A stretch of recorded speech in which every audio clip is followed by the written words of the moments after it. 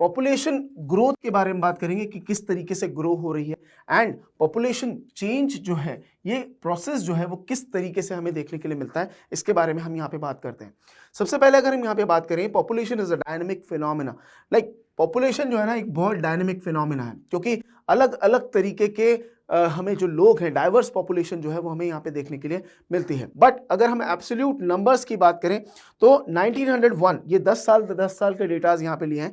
1901, 1911, 21, 31, 41, 51, 61, 71, 81, 91, 2001 and 2011. It is the movement of the people across the region and territory. पलायन कर जाते हैं एक जगह से दूसरी जगह, तो रीजन से रीजन या टेरिटरी टू टेरिटरी यहाँ पे क्या कर जाते हैं, चेंज कर जाते हैं। पॉपुलेशन ग्रोथ के बारे में बात करेंगे कि किस तरीके से ग्रो हो रही है एंड पॉपुलेशन चेंज जो है ये प्रोसेस जो है वो किस तरीके से हमें देखने के लिए मिलता है, इसके बारे में हम यहाँ पे बात करते हैं।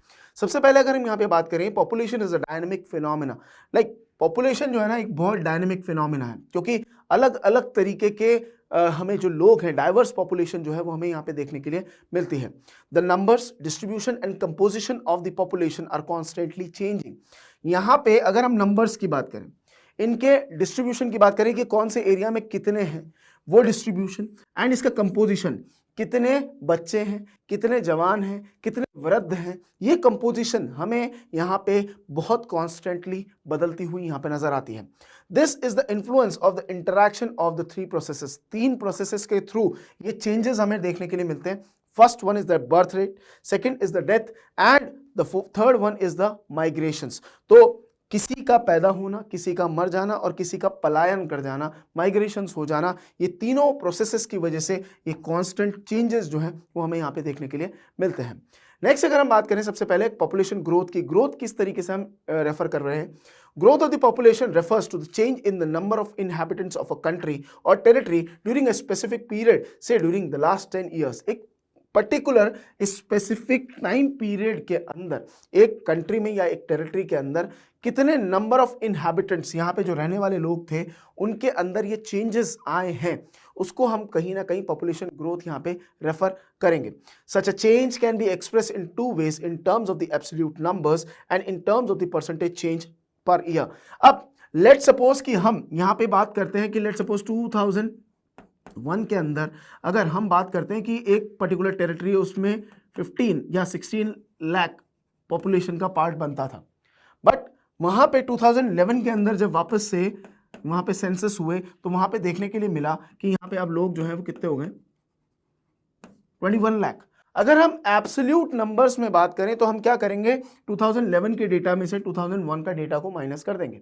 10 साल का डेटा लिया है हमने, तो यहाँ पे कहीं ना कहीं हमें पता चल जाएगा कि हाँ 5 लाख जो है एब्सोल्यूट नंबर ये क्या हो गए, बढ़ गए। बट अगर हमें in term of percentage change यहाँ पे निकालना पड़े तो फिर हमें परसेंटेज बेसिस के ऊपर ये ग्रोथ को यहाँ पे देखना होगा। The absolute numbers added each year और decade is the magnitude of increase. तो हर साल जितने बढ़ रहे हैं उसके हिसाब से हम निकाल लेंगे, या हम पूरे के पूरे एक डिकेड में 10 साल में कितने बढ़े उस हिसाब से यहाँ पे एब्सोल्यूट नंबर्स को हम निकाल सकते हैं। It is obtained by simply subtracting earlier population, that is example that of the 2001, from the later population example that of the 2011. It is referred to as the absolute increase. तो हमने वही किया, 2011 के डेटा में से हमने 2001 के data को क्या कर दिया, सब्सट्रैक्ट कर दिया, माइनस कर दिया, हमारे पास एब्सोल्यूट इंक्रीज जो था 10 सालों का वो यहाँ पे हमारे सामने आ गया। नेक्स्ट अगर हम बात करें कि परसेंटेज चेंज पे कैसे होगा, द रेट और the pace of population increase in other important aspect, it is studied in percent per annum. तो यहाँ पे अगर हम बात करें रेट और the pace of population increase, किस पेस पे बढ़ रहा है, किस रेट पे बढ़ रहा है, तो वो कहीं ना कहीं परसेंट पर एनम पे हम यहाँ पे कैलकुलेट करते हैं। For example, a rate of increase of 2% per annum means that in a given year there was a increase of 2% for every 100% the base population. Like अगर हम 100 लोगों को बेस बनाते हैं और हम ये मान के चल रहे हैं कि 2% पर एनम बढ़ रहा है, तो इसमें हर साल 2 की वृद्धि यहाँ पे हो रही है 100% पे, जो इसको बेस माना गया है। This is referred as the annual growth rate. तो इसको हम यहाँ पे क्या डिनोट करते हैं, एनुअल ग्रोथ रेट यहाँ पे हम इसको डिनोट करते हैं। नाउ यहाँ पे अगर हम बात करें कि ग्रोथ रेट की अगर हम बात करते हैं यहाँ पे, तो यहाँ अगर हम देखें 1951-61 का डेटा, 61, 71, 71, 81, 81, 91, 91, 2001, 2001 to 2011 ग्रोथ की अगर हम बात करते हैं तो यहाँ 1951 टू 61 में हमें 21.64% यहाँ पे देखने के लिए मिलता था। ये हाइक हुआ कब? यहाँ पे 61 एंड 71 के टाइम पे, थोड़ा डिक्लाइन ट्रेंड पे आया 71 81 के टाइम पे, फिर ये डिक्लाइनिंग ट्रेंड चलता गया 2001 एंड 11 के टाइम तक। तो ग्रोथ जो है, एनुअल ग्रोथ जो है, उसमें तो कहीं ना कहीं हमें थोड़ा डिक्रीमेंट यहाँ पे देखने के लिए मिल रहा है। बट अगर हम एब्सोल्यूट नंबर्स की बात करें तो 1901, ये 10 साल के डेटाज यहाँ पे लिए हैं। 1901, 1911, 21, 31, 41, 51, 61, 71, 81, 91, 2001 एंड 2011, हमें यहाँ पे एब्सोल्यूट नंबर्स में कहीं ना कहीं क्या देखने के लिए मिलेगी? एक वृद्धि जो है, एक इंक्रीज जो है, वो हमें यहाँ पे देखने के लिए मिलेगा इंडिया के पॉपुलेशन के पार्ट पे। अगर हम 1901 से 2011 तक यहाँ पे कंक्लूड करते हैं तो अगर हम यहाँ पे देखें तो कहीं ना कहीं हम ये देख पाएंगे कि लाइक 51 की अगर हम बात करें तो यहाँ पे 361.09, फिर उसके बाद 61 की अगर हम बात करें तो सीधा इंक्रीज हो गए 439.23। उसके बाद अगर हम 71 81 की बात करें तो 584, तो यहाँ से सीधा जंप लेके 584, 683 यहाँ 81 के पार्ट पे देखने के लिए मिलता है। एंड अगर हम 2011 तक आ जाएं तो लगभग 1210.19। तो इस तरीके से ये बढ़ोतरी जो है वो हमें नंबर्स में देखने के लिए यहाँ पे मिल रही है। From this table, 1951 to 1981, the annual rate of population growth was steadily increasing, which explain the rapid increase in the population from 361 million in 1951 to 683 in 1981। Like हमने अभी प्रीवियसली ही बात की कि 1951 में 361 था और 81 में अगर हम देखें तो यहाँ पे एक ड्रास्टिक इंक्रीज देखने के लिए मिला लगभग 683 का। Now, यहाँ पे अगर हम देखें since 1981, however, the rate of growth started declining. Growth rate क्या हो रही थी? Decline हो रही थी. During this period, birth rate declined rapidly. अब यहाँ पे क्या हुआ कि birth rate जो थे वो decline होना शुरू हो गए थे. Still, 182 million people were added to the population, total population in the 1990s alone. तो एक जो annual addition यहाँ पे देखने के लिए मिला वो पहले से यहाँ पे अगर हम देखें तो larger than ever before, कभी नहीं हुआ ऐसा, और 182 मिलियन पीपल जो थे वो यहाँ पे एड ऑन हुए थे। बर्थ रेट डिक्लाइन होने के बावजूद भी 182 million people were added and it was never happened since before. तो इस तरीके के जो डेटाज हैं वो हमारे लिए आई ओपनिंग डेटाज यहाँ पे बनते हैं। Now there are 3 main processes of population change. तो पॉपुलेशन चेंज के अंदर यहाँ पे 3 मेन प्रोसेसेस होते हैं। लाइक अगर हम सबसे पहले बात करें बर्थ रेट की, so birth rate is the number of live birth per 1000 person. Alright, जो 1000 बच्चों का डेटा लिया उसमें से कितने बच्चे जो थे वो जीवित बर्थ लिया जिन्होंने, उनका डेटा होता है यहाँ पे in a particular year. It is a major component of growth because in India birth rate have always been higher than the death rate. तो बर्थ रेट जो है हमारे इंडिया में हमेशा हायर रही है as compare to the death rate. तो मरने वालों की संख्या कम होती थी, पैदा होने वालों की संख्या काफी ज्यादा यहाँ पे देखने के लिए मिलती थी। नेक्स्ट अगर हम बात करें यहाँ पे डेथ रेट की, तो death rate is the number of death पर 1000 person in a year. The main cause of the rate of growth of the Indian population has been the rapid decline in the death rate. अब कहीं ना कहीं health के structure में advancement देखने के लिए मिल रहे हैं, तो डेथ रेट के अंदर यहाँ पे डिक्लाइन देखने के लिए मिल रहा है, बर्थ रेट के अंदर यहाँ पे बढ़ोतरी देखने के लिए मिल रही है। तो कहीं ना कहीं इंक्रीज तो हम यहाँ पे हो ही रहे हैं। थर्डली अगर हम बात करें यहाँ पे, तो थर्ड हमारा जो इंपॉर्टेंट कंसेप्ट है that is the concept of migration. It is the movement of the people across the region and territory. पलायन कर जाते हैं एक जगह से दूसरी जगह, तो रीजन से रीजन या टेरिटरी टू टेरिटरी यहाँ पे क्या कर जाते हैं? चेंज कर जाते हैं। It plays an important role in changing the composition and distribution of the population. Migration can be internal within the country और इंटरनेशनल विद इन और we can say between the countries.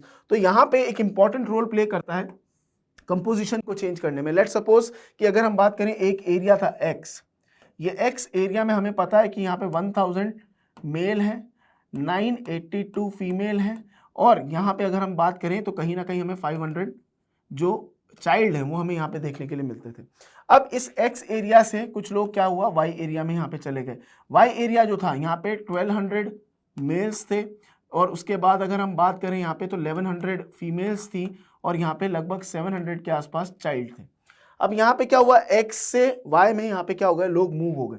तो let's suppose कि यहाँ पे क्या हुआ कि कुछ 200 मेल्स जो थे वो यहाँ पे इंक्रीज हो गए, कुछ 100 फीमेल्स जो थी वो यहाँ पे इंक्रीज हो गई, एंड लगभग 100 चाइल्ड जो थे वो यहाँ पे इंक्रीज हो गए। तो यहाँ से तो कम हो गए बट यहाँ पे बढ़ गए। बट क्या हुआ, जो इस जगह की कंपोजिशन थी, जो मेल फीमेल बच्चे हैं या हम वृद्ध कह सकते हैं, तो यहाँ पे क्या हो गया, एकदम से कंपोजिशन जो थी वो चेंज यहाँ पे देखने के लिए मिली।